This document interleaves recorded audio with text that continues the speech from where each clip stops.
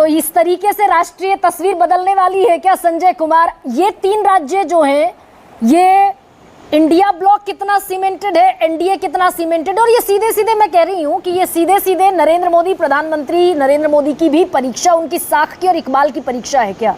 और क्या इसके बाद ये चरने नीतीश कुमार तक, चंद्रबाबू नायडू तक पहुंचती है क्या? चंद्रबाबू नायडू तक पहुंचती है या नहीं पहुंचती कह नहीं सकते। लेकिन आप देखें, कई जिन राज्यों में अभी चुनाव है, हरियाणा है, महाराष्ट्र है, झारखंड है और जम्मू एंड कश्मीर, 3 राज्य ऐसे हैं जहां पर कम से कम 2 राज्य तो ऐसे हैं जहां संकेत है कि बीजेपी बहुत कमजोर दिखाई पड़ती है 2024 के लोकसभा चुनाव के नतीजों के अगर आप हिसाब से देखें तो। महाराष्ट्र और हरियाणा, जितनी चर्चाएं हो रही हैं, जितनी खबरें आ रही हैं, उसके हिसाब से ये लगता है कि बीजेपी बहुत कमजोर है और कांग्रेस और उसके सहयोगी बहुत मजबूत दिखाई पड़ते हैं। तो अगर इन राज्यों में चुनाव होते हैं, राज्य में चुनाव तो होने ही वाले हैं, लेकिन अगर बीजेपी इन राज्यों में से 4 में से मान लीजिए 3 हार जाती है तो एक उथल पुथल होने की गुंजाइश है।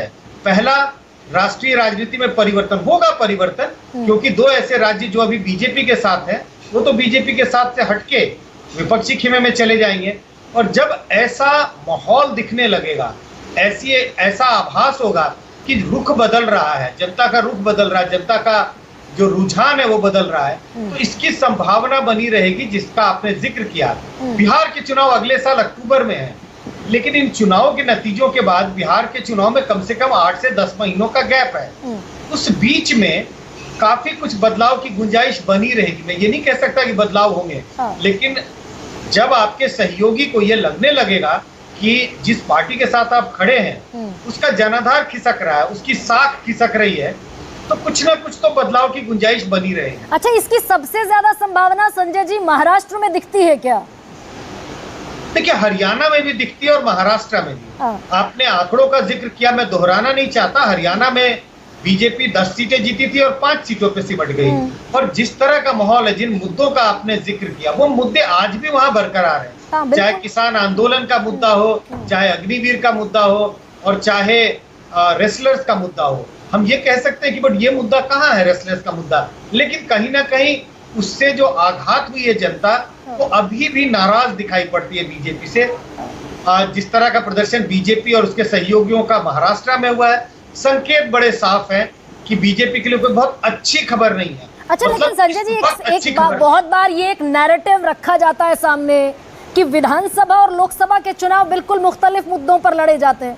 और याद कीजिए 2018 और 2019 में, 2018 में मध्य प्रदेश, छत्तीसगढ़, राजस्थान में चुनाव हुए थे, नतीजा बिल्कुल अलग था। और 2019 में जब लोकसभा के चुनाव हुए, नतीजा बिल्कुल अलग रहा। लैंडस्लाइड विक्ट्री हुई भारतीय जनता पार्टी की, एमपी में भी, राजस्थान में भी और छत्तीसगढ़ में भी। नहीं, बिल्कुल आप ठीक कह रही हैं। कई बार ऐसा देखने को मिलता है कि लोकसभा के चुनाव और विधानसभा चुनाव के नतीजे अलग अलग होते हैं, लेकिन अगर आप पिछले 5-7 सालों में देखें तो लोकसभा में बीजेपी के लिए ज्यादा एडवांटेज होता है बजाय विधानसभा के। अच्छा। तो अगर लोकसभा में आपका प्रदर्शन नहीं हो रहा है अच्छा, तो विधानसभा में अच्छा प्रदर्शन होने की गुंजाइश नहीं है। क्योंकि लोकसभा प्रधानमंत्री नरेंद्र मोदी के नाम पे बीजेपी लड़ती है, विधानसभा में लोकल मुद्दे ज्यादा हावी होते हैं। तो ये तो जरूर है, लोग के वोट देने का जो कंसिडरेशन है वो अलग अलग हो सकता है, लेकिन यहाँ हवा उल्टी है। लोकसभा में बीजेपी का प्रदर्शन खराब हुआ है, गुंजाइश कम दिखती है कि उनका प्रदर्शन विधानसभा के चुनाव में अच्छा हो सकता है।